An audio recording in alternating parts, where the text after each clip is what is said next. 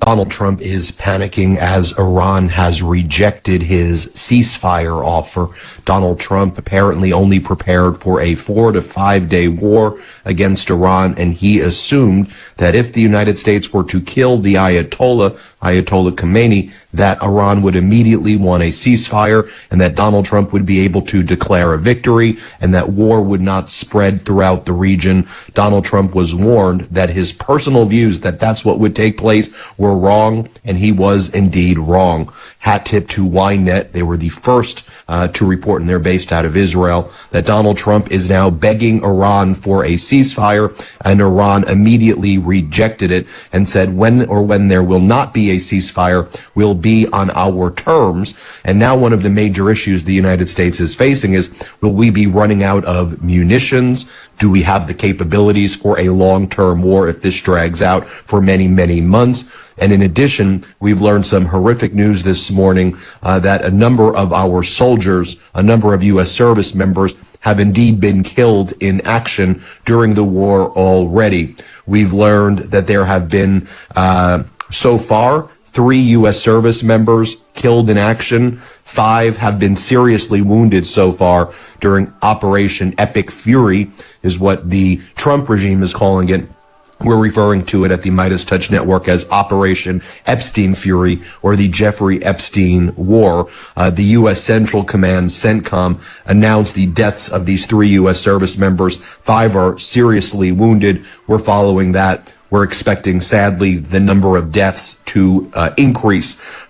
These casualties, as Open Source Intelligence Defender also notes, these casualties are likely the result of Iranian ballistic missiles and one-way attack drones that have been striking U.S. bases in Bahrain, Kuwait, and the United Arab Emirates, with some bases suffering much more serious damage than had been previously reported or announced by CENTCOM. Indeed, our government is giving false information, saying that the attacks have not been serious against our bases, only for us to learn later that they are indeed very, very serious. And now our service members have been killed, and Donald Trump has blood on his hands, and this whole regime in the United States has blood on their hands. Iranian's president, Masoud Pezeshkian, he is alive, and he's stating this morning on state-run television that the Interim Leadership Council is now operational and has assumed constitutional control of the Islamic Republic of Iran. Pezeshkian adds that we will continue the path of the leader with strength. Our armed forces are crushing the bases of enemies. No sign by Iran that they will be stopping their retaliatory actions against U.S. bases and U.S. interests within the Middle East anytime soon. This was me this time last year, but that doesn't matter. Because again, Shalom, Shalom, Israel. First and foremost, I want to give all honor, glory, and praise unto YAHAWAH, YAHAWASHI, Hashem, Rakwak, Quadash. Double honors to the elders and apostles of Great Millstone. Shalom to mighty Akim, Wathim, who are diligently waiting to be delivered from this final captivity, as well as a speckled bird that may look like the other nations, but are actually Yasharallah. This is Brother Kawa Cup coming at you with another lesson, and this is pretty interesting to that have say been the striking. least. Flock it, to say the least. And you know, basically this whole what's his name, DJT, he basically thought that he was just going to like speed run a war or whatever, and apparently he was warned, and they said don't do this, like this is not a good idea, it's not going to work and whatnot. He did not care. He went through it with it anyway, and then now it's looking like war is going to spread. And you know, this is pretty funny. This is pretty funny to me. First of all, call him Yahawadah, Yahawadah. This will bear good fruit. But main thing here is, let me get this. Oh, hold on, because there was another one I want to get. Let me make sure I remember this, so that let me get this so I can all these. All right, so first of all, Psalm 73 verse 3. For I was envious of the foolish when I saw the prosperity of the wicked, for there are no bands in their death, but their strength is firm. They are not in trouble as other men, neither are they plagued like other men.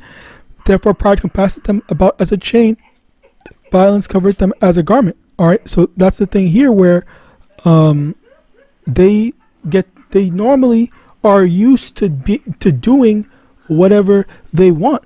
All right, so as a result of that, they're never ever like checked and whatnot, or their power or whatever is never checked or and stuff like that. But the Lord put the Spirit on them put the Spirit. Oh, let me actually get another precept that I just thought of right now. An excellent precept. Ezekiel chapter 28, verse 2. Son of man, say unto the prince of Tyrus, thus say the Lord YAHAWAH, because thine heart is lifted up, and thou hast said, I am a power. I sit in the seat of YAHAWAH in the midst of the seas, yet thou art a man and not YAHAWAH, though thou set thine heart as the heart of YAHAWAH. So let's jump all the way down over here to that's verse 6. Therefore thus saith the Lord YAHAWAH, because thou hast set thine heart as the heart of YAHAWAH, behold, therefore I will bring strangers upon thee, the terrible of the nations, and they shall draw their swords against the beauty of thy wisdom, and they shall defile thy brightness. They shall bring thee down to the pit, and thou shalt die. Slakia. Verse 8. They shall bring thee down to the pit, and thou shalt die the death of them that are slain in the midst of the seas. Verse 9. Wilt thou yet say before him that slayeth thee, I am YAHAWAH, but thou shalt be a man and know YAHAWAH, or no God, and in the hand of him that slayeth thee. So basically the thing here is that YAHAWASHI is there was a king that was basically saying that, oh, he is on top, he is basically YAHAWASHI, and then the Lord used humans that knew they were humans, obviously, and that were actual like normal humans, to go in and kill that king for his arrogance. All right, and then he said, well, if you are me, then how are you going to save yourself from regular humans when these regular humans are actively killing you? All right, so as a result of that, let's also get this. Obadiah chapter 1 verse 3. The pride of thine heart hath deceived thee, thou that dwellest in the clefts of the rock, whose habitation is high, that saith in his heart, who shall bring me down to the ground? And that's Esau once again, where he's like, no, we are the greatest nation, we're the strongest, we're this, that, and the third, whatever. No one's going to step to us. And then they go and do something, and then lo and behold, look at what ended up happening, where war is being expanded upon, all right, because of Esau's recklessness. All right, so as a result of that, this is the result of it. All right, and he is clearly regretting that. All right, so let me see. I read this. So yeah, as a result of that, that's where we're also happy to see, because with the war, this goes to show that, okay, yeah, so more prophecy is showing its head, so that we know we're just that much closer to the end, and we are also waiting to see how things start to fall apart. That's the best way to say it. How stuff are just starting to fall apart for Esau, Edom. On top of that, Deuteronomy chapter 30 verse 7, and the Lord thy power will put all these curses upon thine enemies and on them that hate thee, which persecuted thee. So let me also get this. It was over here, Revelation chapter 12 verse 12. Therefore rejoice, ye heavens, and ye that dwell in them. Woe to the inhabitants of the earth and of the sea, for the devil is come down unto you, having great wrath, because he knoweth that he hath but a short time. And this is the thing here, where the devil, Esau, Edom, he sees that, okay, things are not looking good.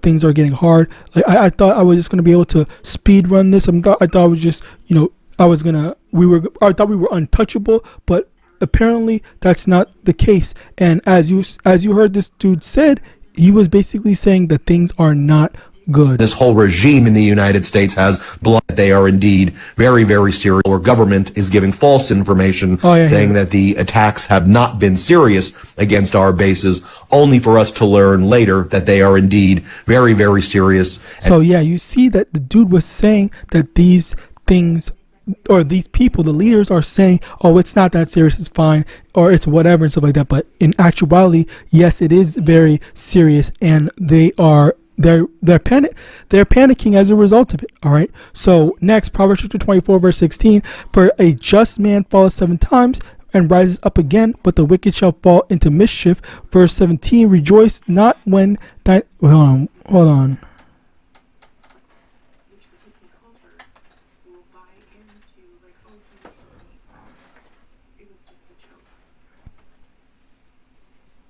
Okay, Slacky, wrong. I thought this said something else. My bad. Sirach chapter 10, verse 3: an unwise king destroyed this people, but through the prudence of them which are in authority, the city shall be inhabited. And that's the thing. Oh, hold on. Let me get that as well. Make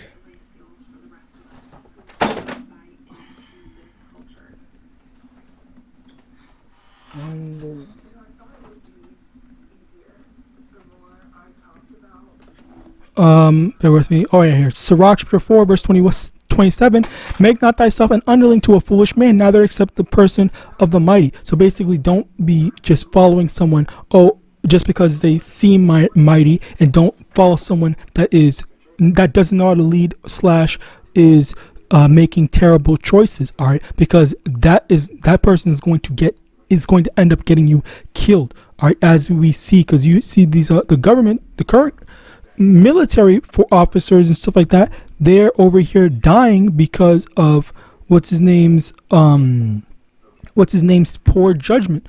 All right, so as a result of that's very wise information. But yet, of course, oftentimes, people, well, I mean, I think the main thing is just that Jake, for example, they just think, oh yeah, I'm going to go join the thing. And I actually did a video on that, I think yesterday. I forgot what day, but I did a video where there was a bunch of women that was joining the military, and then they were complaining, saying that, oh, I didn't know I was going to have to go to actual war and stuff like that.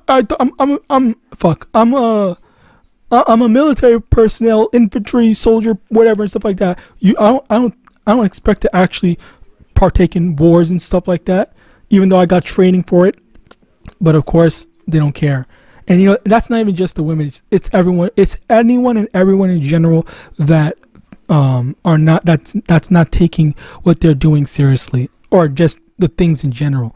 All right. Matthew 15 verse 14: let them alone. They be blind leaders of the blind, and if the blind lead the blind, both shall fall into the ditch. And Esau / DJT is leading his people into, or leading the army, whatever, into a ditch, and this ditch is going to get these people killed. So with that, I pray this lesson was edifying. I want to give all honor, glory, and praise unto YAHAWAH BaHashem, YAHAWASHI BaHashem, Quadash, double honors to the elders and apostles, great millstone of Babel Ball and Shalom.